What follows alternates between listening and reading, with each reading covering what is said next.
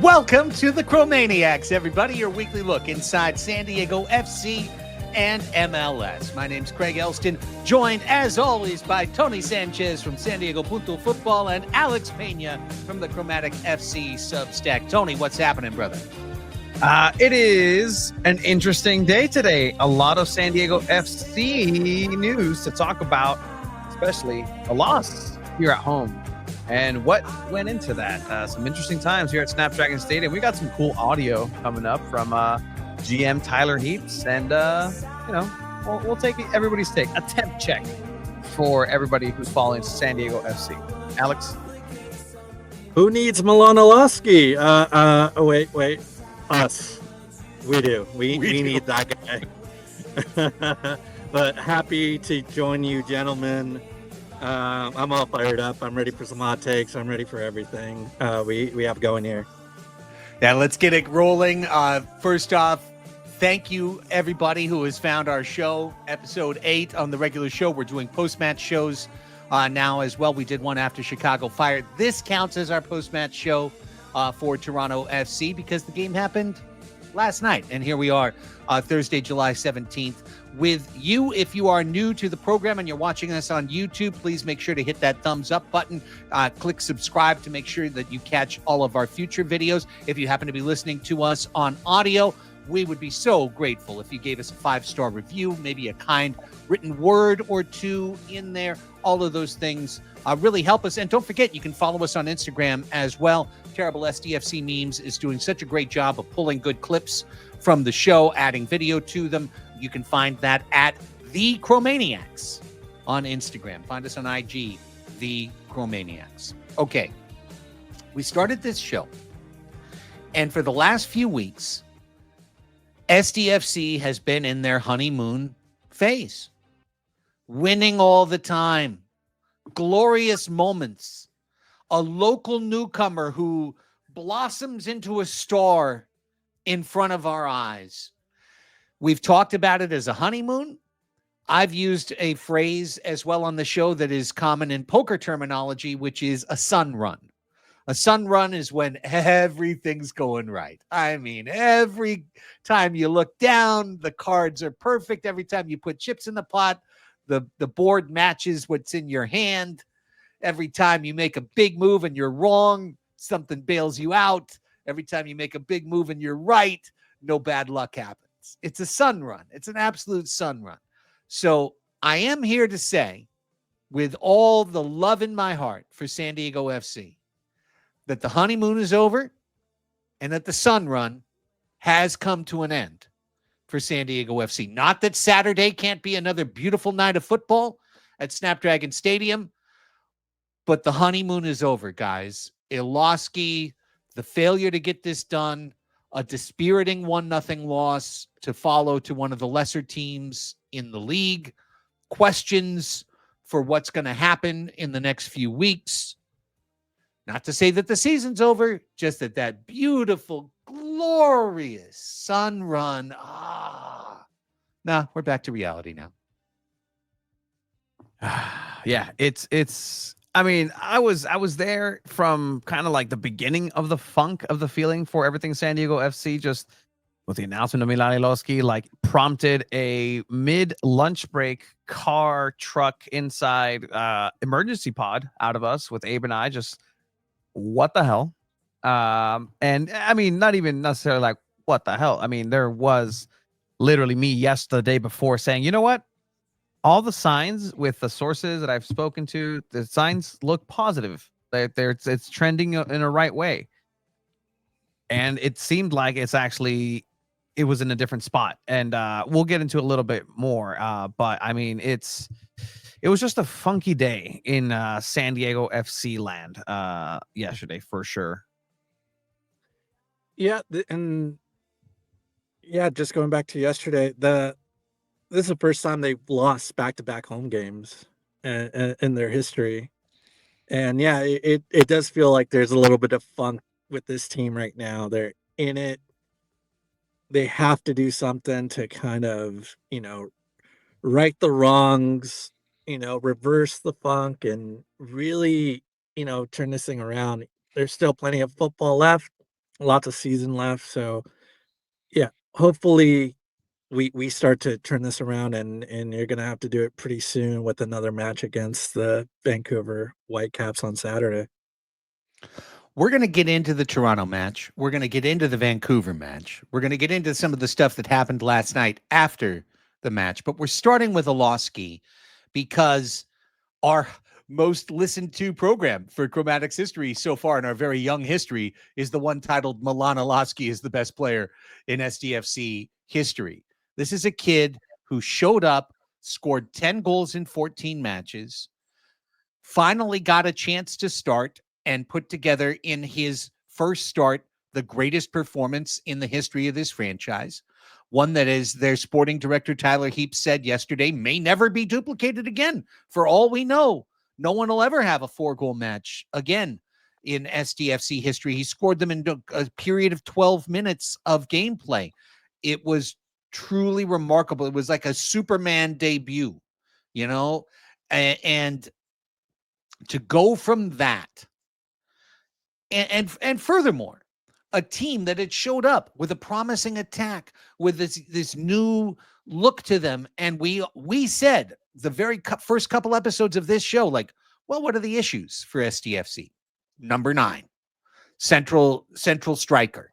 That's the one thing we don't have. That's the one thing we need to look for. Well, they found him, and he was a kid from Escondido, and every single time he came on the pitch, he impacted the match positively, dominantly in many cases. So we're going to get into all of it. The narrative that is around this is pretty straightforward. The narrative around this is that Milan Iloski asked for the sun, moon, and stars from SanDiego.FC and asked for a price that was way, way beyond what they were comfortable or willing to pay to keep him around. We'll hear sporting director Tyler Heaps say words to those effect. But Tony, I know you've been digging around and you were at the snap, and you've been the one guy we're not going to hear from is Milan. I don't think we've not heard any counter to this narrative. So should we just all accept that this was a deal that would have been done, but Milan asked for too much? Yeah. So that's something that both parties wanted this deal to happen on principle, right? It just made too much sense to not want to say, let's sit down, have these negotiations.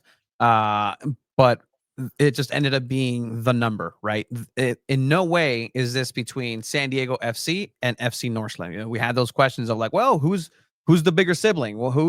We're going to really see where the rubber meets the road here. But this particular situation, it's not either negotiation breakdown from the clubs. This is a negotiations between player and SanDiego.FC, and not necessarily seeing the long-term value in Iloski as a player, based upon just the fact that they know what Milan Iloski has been carrying, right? They've been following him within the Right to Dream model for a year and some change. Before then, I know for a fact that there was eyes on him on Orange County FC, the USL Championship side that was very prominent here in SanDiego. SanDiego Loyal faced Milan Iloski, and guess what? He loves scoring against SanDiego Loyal. So if you've been following his story and his trajectory, you know that Iloski has already had the rumblings of making an impact here in SanDiego, but the number just didn't seem to be right. I did also, through a couple of sources, did hear though that the original end date for the contract was on the 15th, as opposed to the end of July. So that, in of itself, what we've heard publicly is that, it was the end of July. We've heard that from the club. Now, when having this situation of like, well, why did they let him go? They had 3 more games in July. Why even on a strategic standpoint, you wouldn't even say, let's keep him on the bench, because guess what? Toronto came in yesterday, and I bet you they've been training to stop a Milan Iloski. They've been training specifically for that. And now he's not going to be there. He's on the bench. Ooh, what does this mean? I have to deal with second half Iloski? That's even worse. But just to not have him there, that raised flags. But I think that just then makes sense that there was a hard deadline on that day. If something was to happen, he stays. If not, he walks back to FC Northland, back to a sibling club, back to where they start their season in Europe in 5 days. So, are you really setting up this player for success in the long term? Is this something that is going to be beneficial for the player? Not too sure, but I mean, there's a lot of nuance here. And I know there were various slates for Iloski to actually make us a statement, come on different types of things. We've reached out as well after yesterday in the midday. Those talks have ceased, and there's been recommendations to not do that. So there we go. Well, that's disappointing. It was a disappointing day just to hear Iloski going back to Northland. He was a great player here. And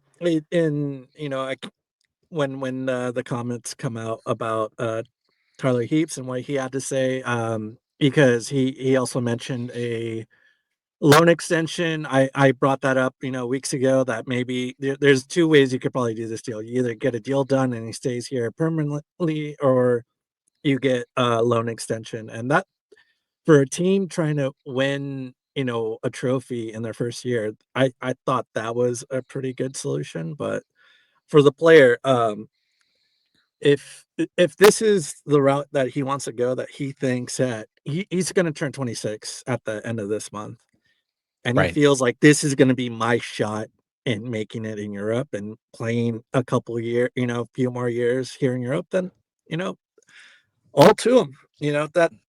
That's something that a lot of players on this roster would love to do, right? Especially the younger guys. They want to go and play in Europe, but on the flip side, it would have been great if he would have gotten his minutes here. A player that I kind of compare him to is a guy we'll see in Vancouver, Brian White.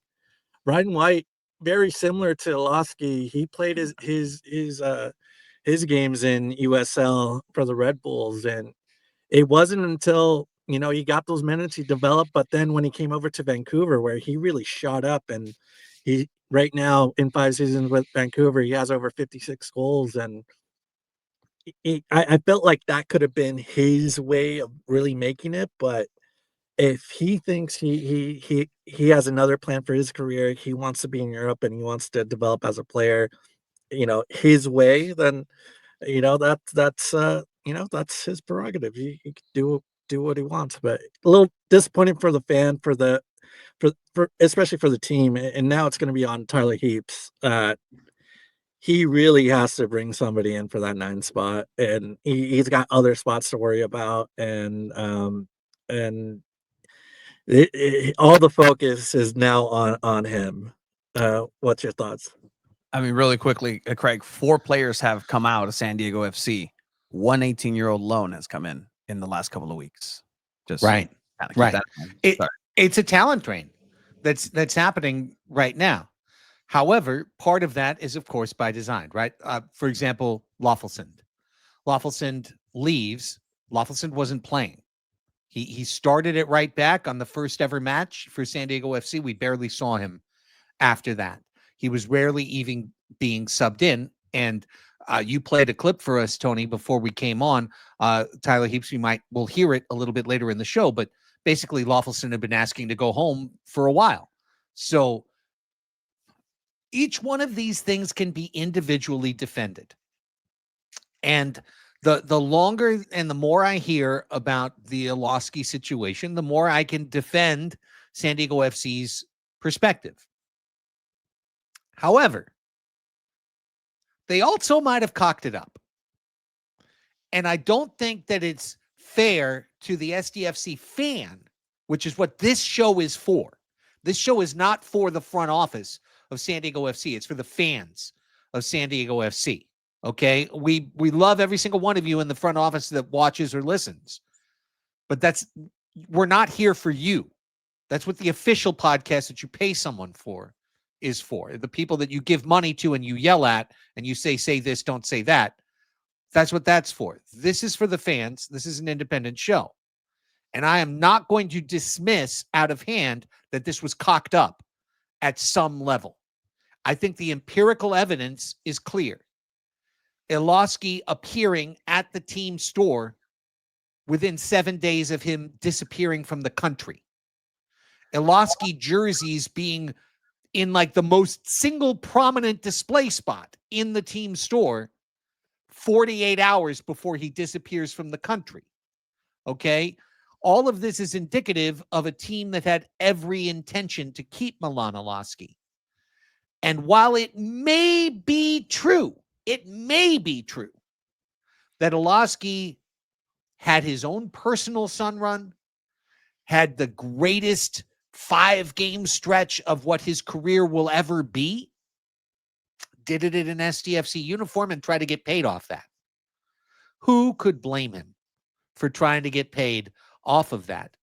Because who's to say that if they didn't lose him and started him the rest of the year, that Iloski doesn't score 20 goals for San Diego FC this season? What I do know for sure, and look at that, July 8th, Iloski had 18 threads. July 15th, Iloski on a plane to Copenhagen, right? Like, seems odd to me. And I can feel for Tyler Heaps. I can imagine that his story might be completely 1 billion% true. I can put this all on Iloski, maybe. But I don't think we should just automatically suck that down and gulp and swallow and say, okay, something screwed up somewhere along the way for this to have happened. And I guess it comes down to the club itself, right? Like, and then they'll turn to you and say, well, what have you been asking? We've been transparent this whole time, this entire time. We've told you from the get-go. And I truly believe that when I asked Mikey Varas, hey, do you have Milan Iloski in your plans? I believe that was in a 2-1 game where he came up and was an away match. I was like, yeah, I have him in my plans. As in, nudge, nudge, wink, wink. Tyler, let's get this done. Fast forward, then he goes on the greatest run of all time here. And then a question's like, hey, a benign question that Shiva asks of, hey, Milan Iloski's not playing here. Why is he? Oh, it's because not because we're resting him, not because of this. No, players are going to be here the rest of the season. Point blank. So they've been pretty honest about it. They really haven't hit it. But again, that just to give an example, and hey, I'll point to not necessarily people in front office ever, but just like it's funny, just like how these things happen, right? The 15th, there was, hey, let's get him on the Toyota truck with Chris McVeigh, and let's put it out because we know he's not going to come back. So we got to get this package out before it becomes absolutely, useless for us. So check that out, I guess. But that's the last you will see of Milan Iloski in San Diego is in a passenger of a Toyota 4Runner. So probably getting driven to Lindbergh Field right there. Like, yeah, right. Hey, Milan, by the way, did you pack? Yeah. You have luggage ready for this trip because you're not coming back. Oh, man. I feel for the fans though. Like again, it's a lesson too, man. At the end of the day, I do hear a lot of people, and now I don't know what your guys' take is on this. Like, of the people who are like, guys, this is why we don't fall in love with lone players. This is the nature of lone players. This is the nature of soccer. This is the nature of this type of business. This is the nature. Like, it's on you for falling in love with Milan Iloski. Okay. Yeah, I wonder because it was also reported by like Tom Bogert, who covers this league, is the big insider in MLS. They were far apart in wages, and this is a salary cap league. I just wonder what deals have been made by Tyler Heaps already that prevented this Iloski deal from happening. And because he was part of a calculation, right? He was part of like, if we pay him this, I can give these other guys what they want and it's all going to work out.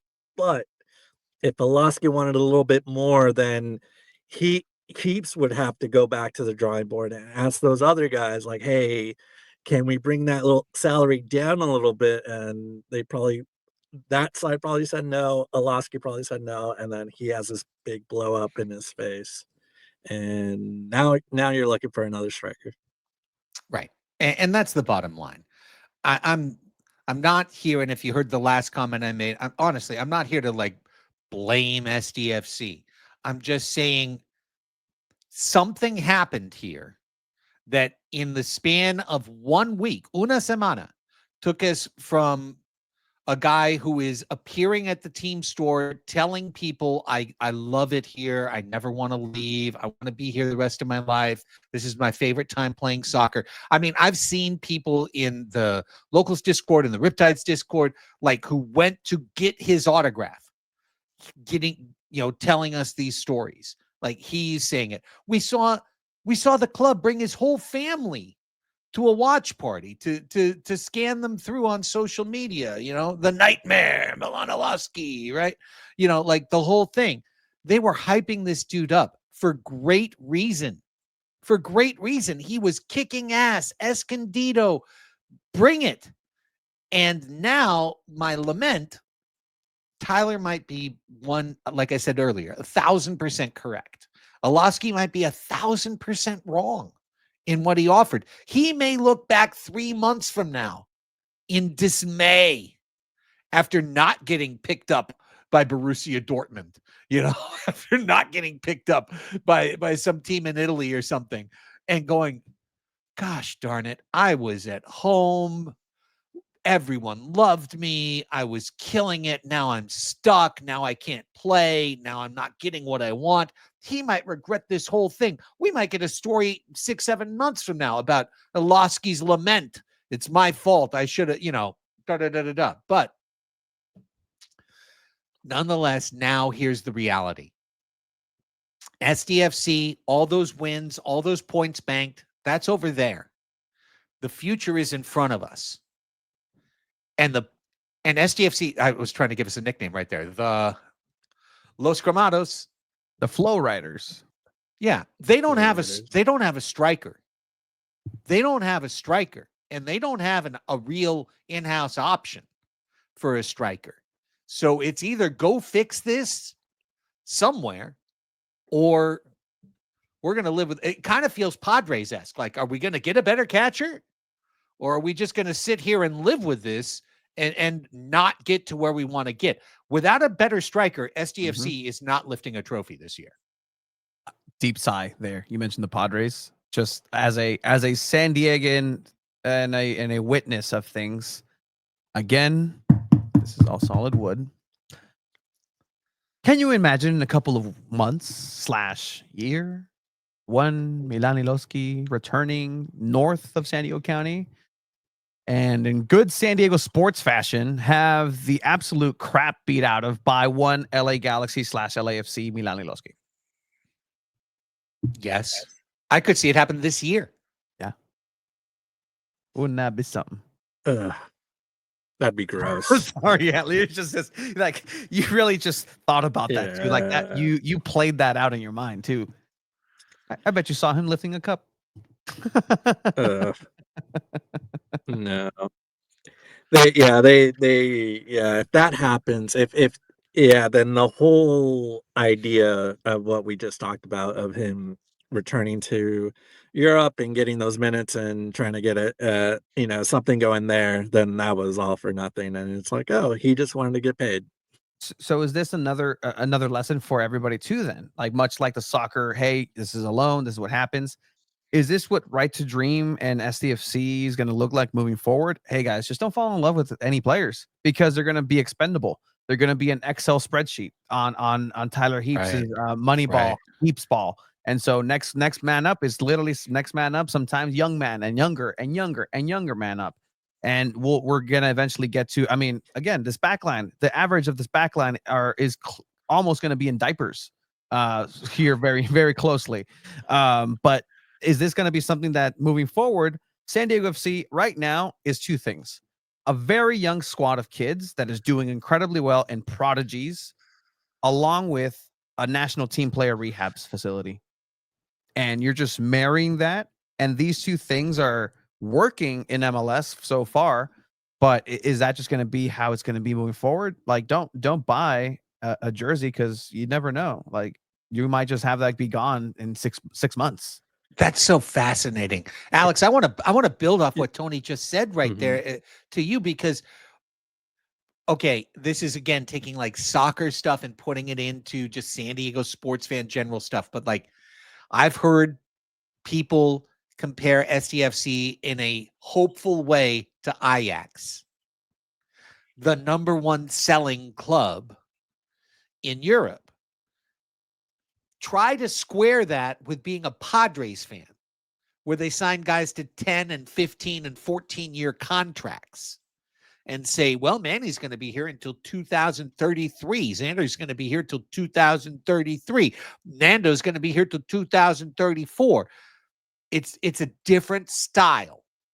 And it's one that's going to take some getting used to if we're going to celebrate almost more athletics style, the production, not the player.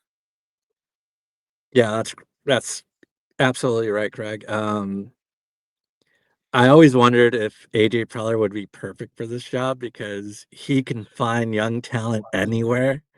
And that's what you want, right? It's just like turning them out. They play here for a couple years and then you sell them. And you want to know the cherry on top of that is that MLS incentivizes selling players. So if they come up in your system and then you sell them outside of MLS, you get more GAM. You get more general allocated money out of that. So they incentivize you doing that, and they incentivize you developing young players. They incentivize you being an under 22 roster construction profile. That's kind of what they want. They want homegrown talent to develop here, and then you ship them off. Hopefully, they get to Europe, and then that means that player can keep developing and keep growing, and that type of marketing, right? What we see out of like Ricardo Pepi, right? Yeah, he went to Europe, and they want more of that. They want to see you get to that level, and yeah, don't I would highly suggest don't fall in love with these guys because yeah, we're gonna we're gonna be essentially a farm system for all the other clubs outside of the U.S. Ooh. Oh my God. Craig, do you think this is the trajectory?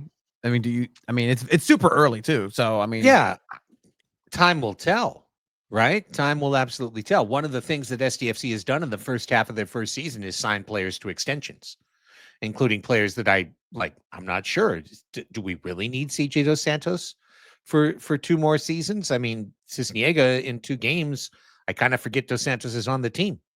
Watching Cisniega for a couple of games, we've signed guys that led to a feeling, and really, I mean, honest to God, this is what I think is happening, like emotionally, not tactically, emotionally.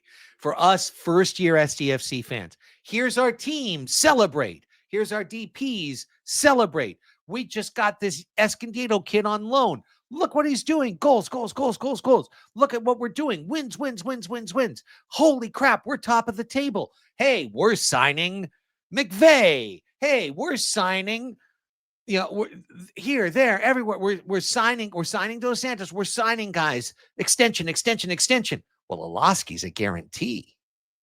That was the feeling, right? Like all these other things are happening. Iloski, obviously, we're signing him.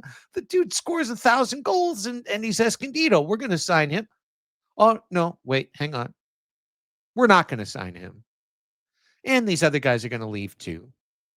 And we don't really have anyone. We don't have an academy team. Tyler Heaps said this week, we're not going to have an academy team. Not for a while, at least maybe 5 years from now, we'll have an academy team. So it's just a different feeling. That's why I said the sun run is over. The honeymoon is over because it felt like all things were possible for a month straight. It was like We could win every game. We could sign every player. Everything can be exactly right. And we can win the Supporters Shield and MLS Cup in the very, very first year of the team's existence. And it's like, well, hang on. Cold bucket of reality. Doesn't mean it's the San Diego sports curse. I saw some people say that. That was really obnoxious to me. I don't think it's the San Diego sports curse. I think it's we haven't been MLS fans before. We've never dealt with a hard capped league before. We've never dealt with the GAM and the TAM and the U22 and the DP and the everything else of it. And, you know, Milan Iloski scoring 4 goals in Vancouver might have been the worst thing for his MLS career.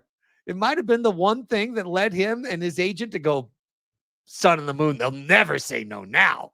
They can't say no. We got him over the barrel. Ask for it all.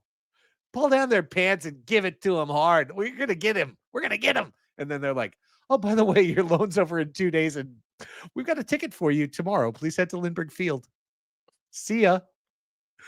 International flight. It's going to connect through Chicago. The next thing you know, you'll be back in Denmark. It's incredible. Just again, being able to see again the lengths of which this team is, and in the field that I work in, just working with the youth, really not necessarily a good thing, but flying the plane and building the plane as it's flying. Like, you're not only building the plane as it's flying, you're looking at the engine. You're like, I don't need that. That's we'll worry about that later. Take it off. But it's already in flight. Nope. That's bye. We'll figure it out. And Tyler is in charge of that. He did say 3 or 4 players are on their way for San Diego FC. So good. Are any of them named Milan Iloski? I don't think so. Are you going to get any of this green 99 percentile distribution for Milan Iloski and just leading the league? I don't think so. But 3 or 4 players on the way. Okay, so we're going to hear shortly on the show some comments from Tyler Heaps. But I think it's let's transition into Wednesday night's match, and then we'll come out of it to what Tyler had to say. Because, listen, I'm sure in the SDFC front office, there was just, after that match, whether it was opening up hard alcohol or cracking beers or whatever, and just like forehead, hands to the forehead and like, of course we fucking lose 1-0 the day after we let Iloski go. Like, of course we do. Of course we play our most disconnected, dispiriting, bummer match of the year. And having watched every SDFC match, I kind of felt like this was the bummer match of the year, because it started with a lineup that you're like, oh, really? Mighton and Angel up top with Dreyer. No Chucky. We lose Iloski and now no Chucky too. I get it. Midweek, Negri, no Bombino. We got Negri in there. We got Pilcher in there. Boy, these guys haven't been great for us. And then what happens? SDFC doesn't get a shot in the first half. Not one shot. And Toronto basically doesn't play the whole match. Essentially, the whole match, they don't play. But then one bad pass by SDFC leads to this one run, and Negri kicks the dude in the shin after the ball had already gone by into a relatively non-dangerous area. I'm going to kick you in the shin. 100% that's a penalty. 100% VAR was right. And it was 100% stupid and needless and annoying. And what a way to lose a match on just kind of a clunk. Oops. I think it was Dreyer, the pass back, like a little poorly weighted. What do you want? Poor Cisniega just falls on his hip. It looks bad. He was never going to stop that shot. If you told him where it was coming, you couldn't have stopped that shot. But, there it is. Negri, not the best player on the team, makes just kind of a clunky, just wooden penalty. and then the team doesn't score a single goal the whole night. Like you reap what you sow. It was incredible just feeling how the players were and looked so heavy on the pitch. I'll tell you, this is actually some of the best that Snapdragon's surface has actually looked. So kudos to them. That very few times I actually say that. Kudos to them. But it just felt like it was molasses out there for San Diego FC. Nothing was happening. The crisp passes, weren't working. Tomas Angel, just you can tell how his night was going to go. His first interaction with the game, an offsides, just very offsides. Just running into places, Dreyer having to drift into his space, into that middle area, and honestly, like it's addition by subtraction with Angel. Just get him out of the way because he's getting in the way for Dreyer at this point. Might as well play with 10 men and just let Dreyer on the right and in the middle. He'll figure it out. But even then, now the defense only focuses on one player in Dreyer because Mighton, guess what? He's going to run into some legs at some point. Just let him run. He's a little wind-up toy, and he goes forward one way. Sometimes it works, but he goes that way, and when it doesn't work, it's okay, you got to throw in. You excited some people with play, okay, but where was the production? And I mean, it was just difficult to watch a very tired San Diego FC as well. Which, by the way, I think I texted you guys like that's now 37 minutes combined in the last 4 halves of extra time. Yeah, it's a lot of extra time there, and just you could see that not having those extra bodies, right? They don't have a full roster, and this is what we have to come up with. We have to put Negri in there. We have to put Angel on top. We have to put, Valakari's in for Godoy, which we haven't seen in a while. Hopefully that's not too concerning. But yeah, this is what we're seeing, and in this match, what I was seeing was the midfield was just not there. It was pretty much non-existent. Yepe just with 89 touches, and they just couldn't get him the ball. They kind of just took away anything around him, and man, it just And then the thing about these teams, the teams that don't want the ball, right, is they're good with 1 goal, and then they're just playing back. They're just gonna play back the whole way. They don't want possession. It was 70-30 the whole way, like, first half and second half, pretty much. So, the whole game, they're just giving us the ball, giving us the opportunities, but we can't do anything. We can't connect. There's the passes weren't crisp, and yeah, Angel's in the way. He's not really creating his own chances, and yeah, this is we're kind of feeling the after effects of not having Iloski out there, and we don't have a full 100% Chucky Lozano, which I hope we get 90 minutes out of him on Saturday. Well, it's becoming necessary for SDFC to have success. And after the match, and you can watch all of Mikey Vargas's post-game comments on SanDiego.Futbol. The full tape is up there. I watched that earlier today, and in the English-speaking portion, he said very clearly that SDFC was essentially unprepared for what Toronto FC delivered on this Wednesday night. He said, well, they man-marked us every position on the field, but what they did was they took one player that would man mark on the front line and they just dropped it back. So you've got one more player at the very back, one fewer player at the top. Everybody is playing man-to-man. Well, what does that mean? Varda said it. It meant that his center back was the player that Toronto FC chose not to mark. So that's why you saw at certain points in the match, even in the second half, Chris McVeigh make these weird runs where he was like, beat a guy, move in, beat a guy, because that was literally the only player that didn't have an assigned defender to them out on the pitch. It was a really, really effective strategy for Toronto FC to emerge with a 0-0 tie out of Snapdragon Stadium. And they were going to do it. But then Negri made a dumb, needless penalty that gave them a gift. They accepted the gift. They took a 1-0 lead, continued with the strategy, and all SDFC could do was sub in Chucky in the 60th minute and hope that he would create. And Chucky did. Chucky created a lot of havoc, a lot of action. He was extremely positive. He was extremely aggressive. And it led to the one kind of dramatic moment, right, of this match. And there were a number of chances, right? Here's a good move by Chucky, cutting inside, shoots it right to the keeper. But later on, 85th minute, he'll get a shot off that's a handball off Cuello. And when you look at just that play, just that part, you can scream, oh, MLS gonna MLS, because that's 100% a handball.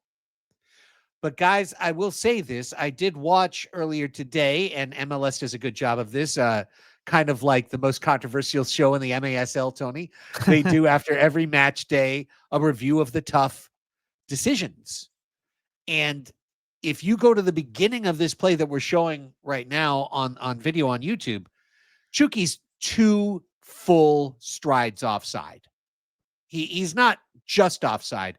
SDFC has 2 players offside at the point that the pass is made. So what happened was VAR looked at it, went, oh yeah, handball. Oh yeah, offside. No review. And I mean, look right there. It's pretty obvious when you get the straight up line, and they had that on the MLS YouTube video, that Chucky was completely offside on this play. Yeah, that's a non-starter right there. That's a there it is. You can see it right there. Yeah. Mhm. That's Two full strides offside. Get 2 balls in a mic. Right there. Technology here. Mhm. Yeah, that's as textbook as it gets, right? For an offside call, and even then, right? If you want to get into hypotheticals, right? Should that have been called? Should that have been immediately called as a penalty? You know, that then you rely on the referee and the human aspect of like, well, why isn't that called a penalty? Shouldn't the whistle have gone to the mouth and been called? That's where my mind goes, right? And say that's an offside to begin with. Okay, cool. That's what VAR is for. But even then, my mind always goes to, hey, even if it's offsides, for the morale standpoint, you got to score that here. Mhm. Like, that ball has to touch the net, even if it's an offside, man. Like, that's how the night was going for San Diego FC. It was just frustrating. The players were frustrated with each other. They were tired legs out there. Some players had their worst match for San Diego FC. Honestly, Verhoeven, just tough to watch. To watch. He's tired. These players are tired. They're stepping in for injuries. Again, Willy Kumado, has a very severe injury, and he's been out for a while. He will still be out for some time. We'll get some more insight tomorrow at training. We'll talk with Mikey Vadas about, where they're at with this, but it was a tough match for SDFC. Well, I mean, with Lozano, he got 5 shots off, and that led the team. As soon as he came on, he was a difference maker, and yeah, I wish we could have seen more. And we really need this team at full strength here, because hopefully, as soon as next week, that's when the transfer window opens, we'll see the influx of players that Tyler Heaps has planned to bring on. Why don't we just go ahead and leave that match right there? There's not a ton more to say about kind of the biggest just clunker, tossing a brick in the punch bowl, effort for San Diego FC. It wasn't the best. Yepe didn't play his best. Dreyer didn't play his best. Dreyer was semi-invisible at multiple times in the match. Everything felt disjointed. Cisniega, poor kid, just has to stand in front of one penalty. Toronto didn't even stress the 18 any other time in 90 plus minutes. All Pablo had to do was just distribute the rest of the match. So, incredibly frustrating. And who knows? I have no idea at the end of the year whether those 3 missed points or 1 missed point is going to be a difference. What I know is that it felt right. I hate to say that, but it felt right. It felt right for SDFC to lose 1-0 right after letting Iloski walk and playing the middle match of 3 matches in 8 days and just putting up a straight ass clunker. And that's what it was. This was an ugly match that no one should ever watch again. So with that, let's switch up. Let's hear from sporting director Tyler Heaps. These were his comments before the match, and what you'll hear is him, and this is another thing we haven't talked about. Jesper Lofelsund has been sent out. He's gone as well. Aiden Harangi is in, a new loan coming from Bundesliga, a new young player for the back line. Let's hear what Tyler Heaps had to say about that, but also about Milan Iloski, about the negotiations that went south. Some comments from a guy I've got a lot of respect for, a guy who's been really straight up as the sporting director of SDFC. Here's Tyler Heaps. Today is, so Jesper, obviously somebody that we took in expansion and somebody that was great for the team. Obviously, his playing time has slowly went down throughout the season. He was a key piece, obviously, early on and became a role player. What I can say about Jesper is he's an unbelievable professional. He handled that with class. He's been wanting to go back home, closer to family. It was actually a conversation we had whenever we told him we were going to take him in expansion. And so an opportunity came up where he could go back closer to family. He's obviously just signed today for a Polish club. And so we tried to do whatever we could to help him in that and really help him and his family because he's been here for so long. But we told him we wouldn't do that until we got a replacement in. And so Aiden became available. Aiden's somebody that we've been tracking for a long time. We actually tried to get him before the season started, but Frankfurt re-signed him. And now he's somebody that has joined the group and will start training, and I will obviously be available to play shortly after the window opens. So looking forward to having him in the group. He's really open-minded. He knows Kelvin from his youth national team days when Kelvin was an assistant coach. He knows Luca Bombino. He knows Oscar, so he knows a lot of familiar faces. We do not have an option to buy at the moment. Obviously, a lot of questions about our interest in Milan. What can you tell us just about negotiations and how things got to that point? Yeah, high level, I can say all parties wanted to get a deal done. There was a lot of transparency. There was a lot of open talks. This started weeks ago. It's not something that started in the last game. Obviously, with his success, made the conversations more difficult. I'll say that. It was not the conversations between us and FC Northland. Those are very easy to have, but it was definitely between our side and the player side. And look, he was a player that came here and had a tremendous amount of success, and it's why we brought him. But he's also a player that we know very well. He's been in our organization for 18 months. So obviously our negotiation side was probably a little bit more firm in terms of what we knew about the player from the longevity of him being with us. And his was on a very short-term thinking in terms of what he's done in the last couple of games, which has been tremendous and probably will never be done again in MLS. So disappointed for sure. He's a fantastic person. I know he was disappointed as well. And it's not an easy one to lose somebody from here, but let's see what ends up happening down the line. Was it close at any point, or did you feel like it was? We were a long ways away. I think if it was close, it would have gotten done. And that was probably the more frustrating part is I think it could have gotten done either from an extension to the end of the year, but it's obviously a player's choice too to want long-term stability as well. So we get both sides of it. It's not easy. These are the difficult parts of my job as well, but it's one that we need to protect the long-term process of this league. It's obviously a salary cap league, so it's very difficult to start to project into the future, and so it's just something that didn't make sense for us to do right now. And we want to thank Alejandra Guzman Mejia and TJ Sports MX for giving us access to that clip. Very honest speaking from Tyler Heaps. And the part that really resonated for me, guys, was saying how frustrated he was because he said if it was close, we would have gotten it done. So it means that it was so far apart that it was kind of beyond the scope of reason for Tyler Heaps to accept Iloski's offer, as Milan wanted to put it. What I do know is that it was threefold times at least what he was asking of what he was making right now. So, Alex, with that, you heard Tyler. He was talking directly to you. Anybody who has a question of why not? Well, he just told you, Alex. What do you think about that?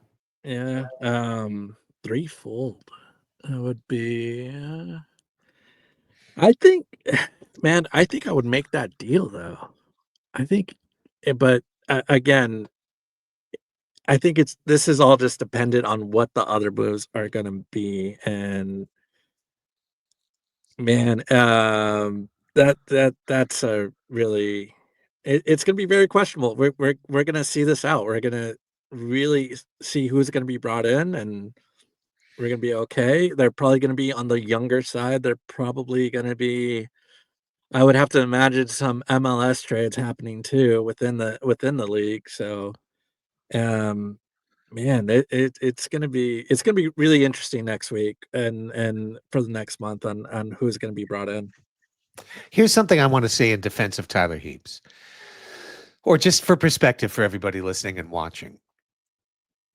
Whomever he brings in to be the 9 is going to be unfairly judged against the performance for 14 games of Milan Iloski. Because the critical thing that I heard in that clip is that Tyler said, he danced it, but he kind of said it like, we've been around Milan a long time. We've had 18 months, and we have an idea of who he is. And then he scored all these goals, and now he has an idea of who he is, and we're not on the same page anymore. So what he's saying in that is, hey, Chromatos, chill. He was going to finish with 12 goals. He got 10 and 14. If you gave him 30, he'll finish with 12. This was the craziest run of his life.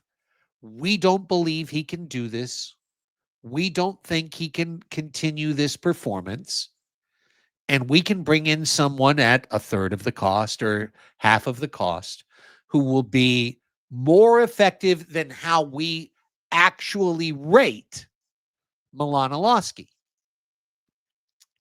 2 years from now, Milan Iloski could be MLS MVP and win the Landon Donovan Award for LA Galaxy or Columbus Crew or DC United or some other team and put the lie to Tyler Heaps. Or he could fail to sign in Bundesliga, in Serie A, in La Liga, and get stuck in Denmark and completely regret this as the biggest overreach of his life. But what is unfair to Tyler is that whomever he brings in is going to be judged not against the reality of Milan Iloski, the player, but against the ghost of Milan Iloski, 4 goals in 15 minutes at BC Place. Well, this guy didn't score 4 goals in 15 minutes. He sucks, and that's unfair. And that's something I'm going to try on this show not to do, is to judge everyone against the ghost of a guy who's gone. That's fair. How about, and this is where, I'll give a pushback. What about the actual number 9 that's already here that they don't have to bring anybody? Like, pressure on that guy. The pressure on Tomas Angel. Every game from here on out, every offside, every miss, everything is going to be, Milan could have done that. Milan could have scored that. Yes. Milan would have made that run. But the thing about that is that he's been here, lost his spot to a lone player because of an incredible performance, lost his spot to a lone player, never established himself as the number 9, still is struggling. However, Tomas Angel is playing the right to dream way. Milan Iloski may have deviated a little bit from the script, may have found his way into some fortune because the book says run straight. Well, maybe if I run a little squiggle around there, then I'll run straight. I'll find some success. And that's what I believe from a couple sources was the case here. He was a maverick. He was literally that guy on the number 9 position that you would want. And I mean, if you're familiar with Ted Lasso, that enigma, just striker of like, yeah, that's his, I am him. I am Himothy. I am Iloski. But is it really worth 3-4-fold the amount that you were doing? But ultimately, yeah, this is going to be something, a pivotal point in this inaugural season for San Diego FC. The era, because there's now 3 eras: before Milan Iloski, during Milan Iloski, and after Milan Iloski. So, And I think last night we saw the before Milan Iloski. I had that feeling of it again. It's like, oh, I've seen this. I've seen this team before. oh no.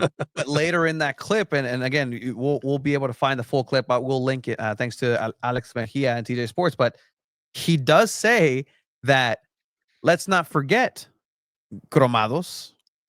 I like it. Before Milan Iloski got here to SanDiego FC, SanDiego FC was second in scoring in the entire league. So he made sure to make that known. There's a lot of hand washing by the club in this situation. Just like, Yeah, hey, yeah. right. Just let's not forget. Before Milan Iloski was a thing too. So Did we have one more Tyler Heaps quote or clip? did we? I mean, yes, yes, I do. And so in this press availability for Tyler Heaps is before the game yesterday. Got there, and so okay, we're talking about Milan, we're talking about Lawfulson, we're talking about what happened. So what's next? Like we keep hearing like these past players now, things of the past. All right, boo-hoo, everybody can cry a river. But now what's going to happen? And so here is Tyler Heaps in that same session for what he's looking for in terms of the players incoming for SanDiego FC. See that there? Players, obviously talking about the chemistry that this team has already built. What are those components, tangibles and intangibles that a player must have to be part of this team? Yeah, I think you watch us play. They need to know how to play football. They need to know how to obviously solve pressure whenever it's on, and they have to be really brave. What we're asking these players to do is not easy, and we're going to make mistakes. But also, we hope that we build a culture that's really welcomes that, and we want to grow off of that, and we don't hold that against any of these players. And so, we need somebody that, again, is confident in themselves, is confident in the group, wants to play in a collective. We need somebody that thinks bigger than just themselves, because that's also really important in terms of how they play. And so, there's a lot of different options right now. We're just trying to make sure we find the right ones. Is that a subtle dig at Milan? Is that kind of the things we're looking for? We believe he's not that. There were a couple more digs that I would consider, not and maybe blind CCs for Milan Iloski in this, and for sure because again you can point out like, well, number 32 had that. Did 32 not give you that? You had a guy, but He was brave as F. He was super brave. Yeah. But I mean, hey, I guess there's a factory of Milan Iloski's heading towards SanDiego, which it's wouldn't be the worst thing if you're Right to Dream or SanDiego FC. Just wait to learn a new name and spend $160 on a jersey that's going to be outdated in a couple weeks. You won't fool me again, 18 Threads.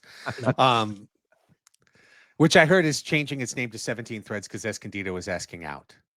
They're just we're out. I keyed.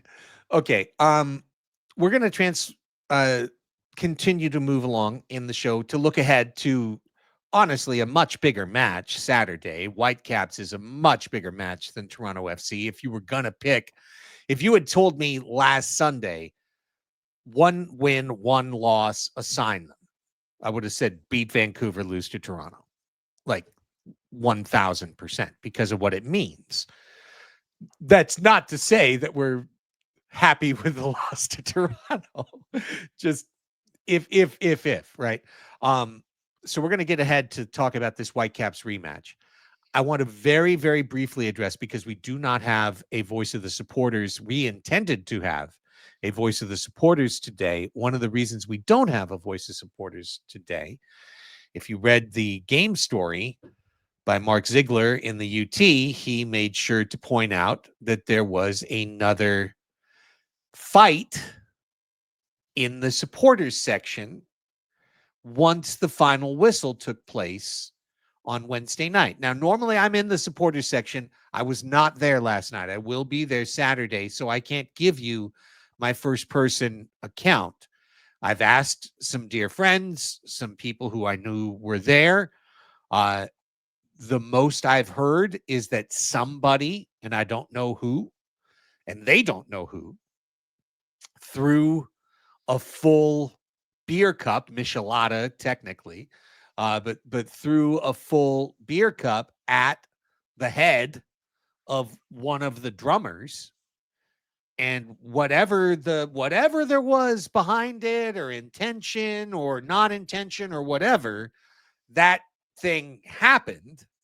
And once you get clocked by a metal cup with a Mishi in it, you get mad and look to retaliate, and something along those lines happened. And that it happened with the major groups, with Barra, with Dago Boys, with Chavos, that it was in that part of the section, and it took place.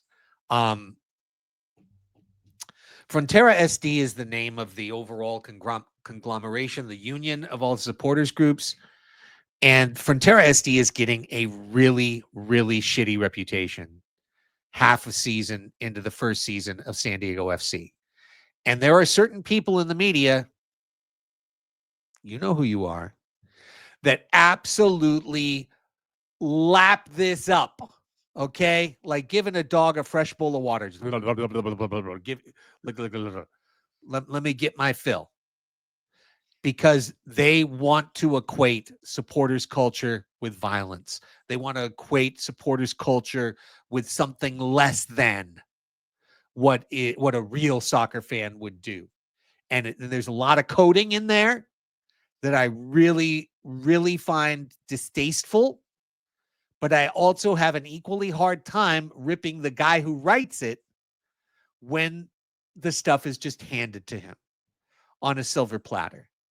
So as a member, I hate to have to bring this up again. But what you do in a supporter section is you wave flags, you sing songs,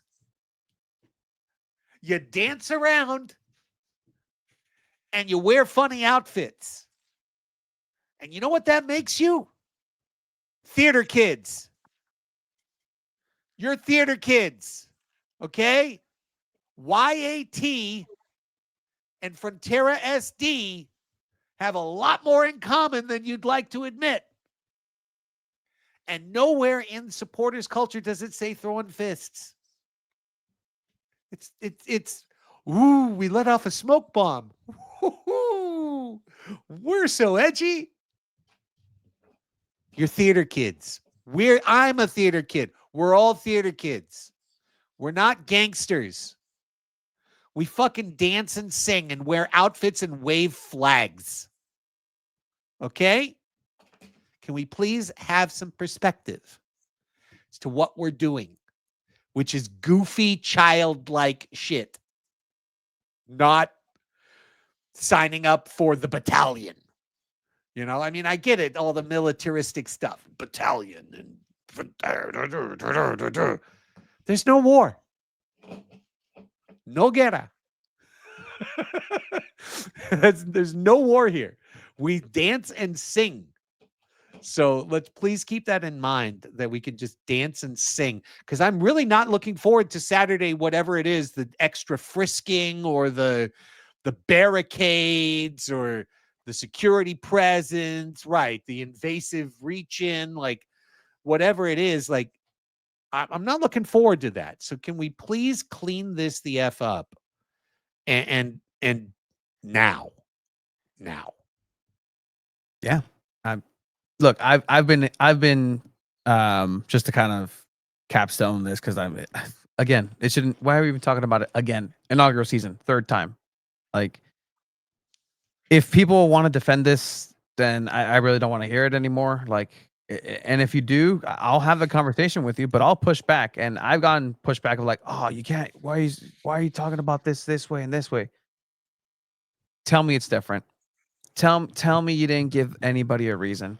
You gave them every reason again. And now it's not, oh, LA versus SD versus LA Gal. No, it's you guys. Oh, families fight. Yeah, they do, but they also get restraining orders, and domestic violence is the number one thing that causes, murders. Like, just the statistic. Like, okay, Like, sorry to be a Debbie Downer, womp womp, but you're Debbie Downing the entire section that a lot of people are working very hard on, including yourself.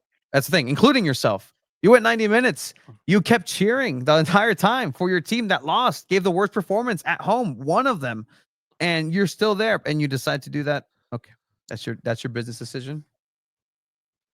And Right. enjoy home. But there was no business, Alex. It was all emotion.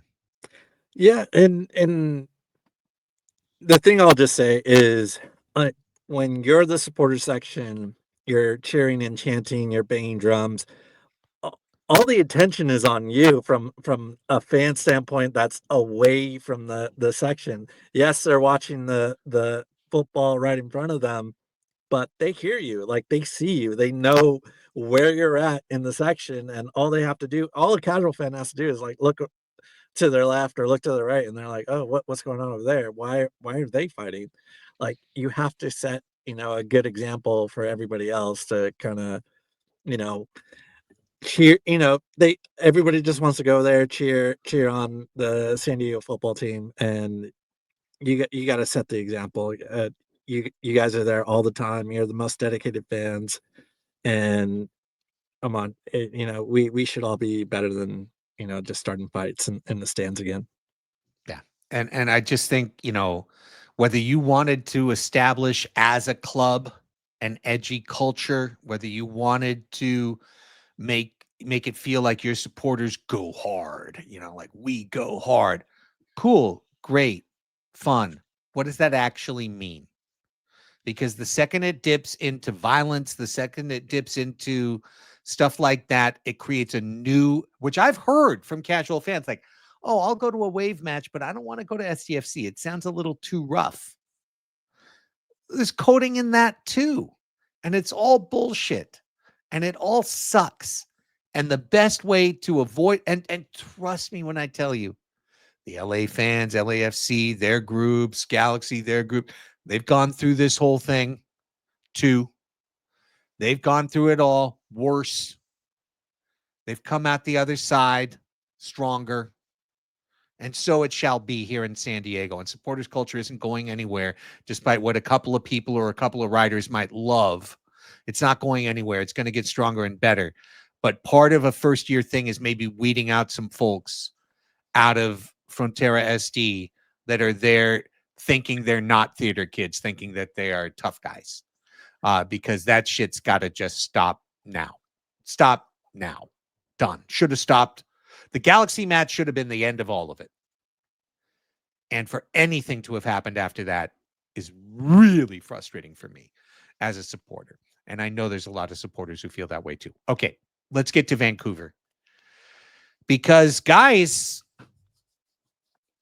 if the sun run is over, does that mean dark clouds are settling in? If Canada comes in and gets 6 out of 6 this week, it's bad news for San Diego. Season isn't over. Everything's still in front of them, but it's bad news. But is all forgiven if they win? We'll feel better about it, right? We'll feel better that they got 3 points. They got a little bit more of a breathing room when it comes to Vancouver, who's just right behind them. And look, winning cures all sometimes, and I think we really want to see 3 points at home because it hasn't looked good in the last couple games, right? Right, Tony? Yeah, no, and when we were talking about Iloski not being here, right? I think the part of the strategy of being public was saying, "Hey, he's going to be here to the end of the month," because that came out of the club. He's going to be here to the end of the month, at least. Is gamesmanship, and now you've lost that because the only difference between you and Vancouver was Milan Iloski. Otherwise, that game ends 2-0. The math doesn't math that way always, but take Milan Iloski out of that game, you lose 2-0 against Vancouver. You're not first place. Then you come back home. You still have a tough match against Houston. You can keep sliding. July has not been kind for San Diego FC. And it's barely starting. And then you have Leagues Cup coming through. You have players who are already tired. You have a team who's playing you a second time. They have footage on you. They have the actual pulse. They have the players to defend. Now you take away the X factor that took them out last time. Unless San Diego FC can bring out a stellar performance like they have in the past, where they've gone through 3-game losing streaks before and they've bounced back. If they can replicate that again, I think that's when we start. It's all forgiven. Now it's a pattern of positivity. They have to go through this, look each other in the mirror, get Mikey Vada to say, yeah, we ate humble pie, or yeah, we got our ass kicked today. Now let's go ahead and go back to our principles and this and this and this. But I see this principle thing getting tiresome for a lot of fans, a lot of people watching, because this is a stubbornness of Right to Dream and the play style. And you got to get used to it, Craig. The question I have for this match, twofold. Obviously, there were rotations on Wednesday. Question number one for me is, can Chucky play 90? Are we at the management point with Chucky where we just cannot expect that at all? And it's a matter of like the best we can hope for is start him and get 60, or start him and get maybe 75 if we're pushing it. Because sorry to say, and hopefully they'll give us something else to say Saturday night, but the Mighton on Hell Dryer, that's not working. Like, that's not going. It feels like you needed 2 of 3 of Dryer, Lozano, Iloski for this offense to really click. And when you get down to 1 of 3, that just makes it very easy on the defense. So question number one for me is, how much Chucky can we get on Saturday night? I'll probably have the answer for it tomorrow. But Alex, how much do you think we're going to get out of him? The way it's trending, it looks like we can either expect a good 30 at the very end of the game, or we're getting 60 and at the start of the game. But I hope he can go 90, but man, it's not looking like it's heading that way. Chucky, especially for this match, you really want to play your best against Vancouver, because they're going to be bringing their best. Some of the players we didn't see last time due to the Gold Cup, they're coming back. Sebastian Berhalter, Brian White, I think it was Nelson too. They're all coming back, and they all impacted the last game when it came to Houston. Berhalter scored, Sabi scored, and White scored. 3-0 against the Dynamo. So we really do need our best 11 there against Vancouver. What do you think, Tony? I'll pass to Craig. You were right there. Yeah. I mean, I think you guys are both on it. I don't think that we can get even 75 out of Chucky right now. So that puts a lot of pressure on the first half. Like the Chicago Fire match, you get up 2-0, you can kind of bunker in, you can hang on, you can win a game like that. I could see that happening at home. But you need to score in the first half. Now, if you're starting Chucky and you're putting all your guns out there, you're putting your chips out on the felt early, you need to get results. Which leads me to the next question. How important is Luca Bombino to this team right now? Because the difference was stark when Bombino came in terms of his speed, his ability to come up, to join the attack, his dynamicism. That was deeply lacking with the starting back line that SDFC put out there on Wednesday. Yeah, I mean, look up Bombino. I think it was 2 weeks ago where I mentioned here that he had been on the side training a little bit, and I noticed that he was doing a little bit of rehab. He did end up playing a full 90 after that, but there seems to be something carrying, so it's important to have him out there. But negative is the difference between Toronto. Like that's definitely exactly what happened there. Negative was not having a good game. He was, just kind of bumbling about the match, and not to say he didn't try his best, because he absolutely did, but his gear is just not there. Even getting a concussion, not concussion, a collision with head to head. Those type of things. That's like, man, he's just having that type of game. And for this team, for San Diego FC, you can't afford to have a player have that type of game ever, because then it's a catastrophic situation for the team. And like, that's exactly what happened. And if this does keep happening, then you're going to have a lot of porous defensive moments if it's happening up top. If you lose the ball with the striker, if you lose the ball in the midfield, you can't control it, or somebody in the back, one player is incredibly important for this team. And Luca Bombino, I think, is one of the players that I think people have been taking, not for granted, but you're starting to see the quality of this kid, especially when he's on a really good match. Yeah, he can track back, way better than Negri can, and he's really involved in the offensive side. And the way that San Diego FC plays, he's involved from almost like start to finish sometimes. And there's like, really, you really need that kid on the pitch, and hopefully he can play. He's doing okay, and we see a full 90 out of Bombino, because he's crucial from the start to finish of this attack. So yeah, hopefully Chucky can play, Bombino can play.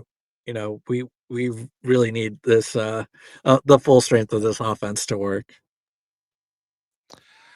Well, guys, anything else on this? I mean, I'm just completely being honest. I feel the end of the Sun run. And because of that, I have a lot of apprehension for Saturday night's match. I feel like right now we aren't karmically aligned to surprise with a giant performance. And I am hoping to be completely wrong about that. And for the team to surprise and win 3-0, 3-1, really be dynamic. And then we'll be back with a post-match show later in the weekend, super fired up. And I'll be right there in front saying, why did I doubt you guys? Let's keep it going. The clouds have parted and the sun is back out. But right now, I feel like it's a little bit of a struggling team against a Vancouver team that's getting loaded, and a home advantage that all of a sudden feels a little wobbly to me. Just feels there's just a little wobble in the vibe. So I'd love to see all of that corrected on Saturday night. I think it would be gigantic for the franchise to get a result on Saturday night, because a loss is just kind of adding to the questions and adding to the pressure for the transfer window. Again, the season isn't over. Nothing, lose 5-0 on Saturday night. Season's not over, but get cooked 5 goose. That's not what you're wanting. So I'm really hoping for a big turnaround from San Diego FC, and I'm hoping for a lot of questions to be answered, because that would be really affirming for the fans of this fledgling team to see some questions answered. Otherwise, I think we're going to keep questioning right until we get to that window. That's right. And if you're looking at some positives in this match, hopefully, they play away at the Rapids, away at Galaxy since we last saw them, and they lost 3-0, 3-0, and they only barely beat LAFC 1-0 away. So their last 3 away matches have been 1-6. So there's some hope. There's some hope. And let's go Chucky Lozano. I'm really hoping he can play, and then that will help me relax a little bit heading into Saturday's match. Yeah, I mean, there's a lot of questions to be answered, like you said, Craig, and I really think that San Diego is gonna bounce back. Like, there's gonna be a bounce back, and they're gonna have some adjustments of the players that are gonna come in. But it's a lot of minutes played already on extra time too for these players, tired legs, and overall it's a test of who's gonna be on this team and who's gonna carry the right to dream style of play throughout the entire season. They're going to live and they're going to die by that style and the players that are in this match and in this team. Well, hey, it wasn't going to be a honeymoon forever. It wasn't going to be a sun run forever. We were going to have to confront the realities of being an expansion team. I thought a lot sooner than we had to. But here it is. It's the middle of the season. It's the middle of July. And so, the seams are showing a little bit, and it's time for a little adversity to fall into the SDFC universe. It's fallen into the supporters universe. It's fallen into the club on the pitches universe. And it's time to see how everyone bounces back and reacts and grows and moves forward out of it. Either way, we'll be here with you. Your Chromaniacs regathering after Saturday's result to let you know what we really think. And we'll be here for you with it. And we are so thankful to everybody who has joined this show early on. Again, at the end, like we said at the start, if you've made it here and you haven't clicked like yet on YouTube, please do it. It'll take you a second. Really helps the show. Clicking subscribe, 5-star reviews, telling your next SDFC friend, hey, have you listened to the Chromaniacs? Make that a part of your content consumption for the week. And as I say all of that and all of our thanks, Tony, tell everyone where they can follow all the great work you and Chiva and Abe are doing. Absolutely. You can find it here at SanDiego.Futbol. That is SanDiego.Futbol, F-U-T-B-O-L, the website, the everything, the handle. And you can find actually the sound directly fresh, up and fresh and out the kitchen tomorrow of Mikey Varas, Yepes Verskov, Anders Dreyer. I believe one more player ahead of this Vancouver matchup from training tomorrow. So check it out, SanDiego.Futbol. Alex? I'm over at Chromatics FC on Substack, and I'll probably talk about more of the transactions we've had, the ins and outs, and instead of focusing on the Toronto match, that's not very pleasant to talk about. So I'm gonna focus on some other stuff. And how about you, Craig? Well, as for me, I'm hosting 3 podcasts a week. So you've got the Chromaniacs, you've got Padres Hot Tub, which has the main show, and then multiple other shows for our patrons at patreon.com/Padres Hot Tub, and hosting Crossing Streams, the weekly television streaming recommendation show with myself and Chris Reed, the actor from Sons of Anarchy. So check that out, Crossing Streams, wherever you get this podcast, you can find that one as well. Okay, that's it. For Tony Sanchez and Alex Pena, I'm Craig Elston. Thank you for making it to the end of the show. Let's see what happens out at the Snap on Saturday. Vamos, SDFC.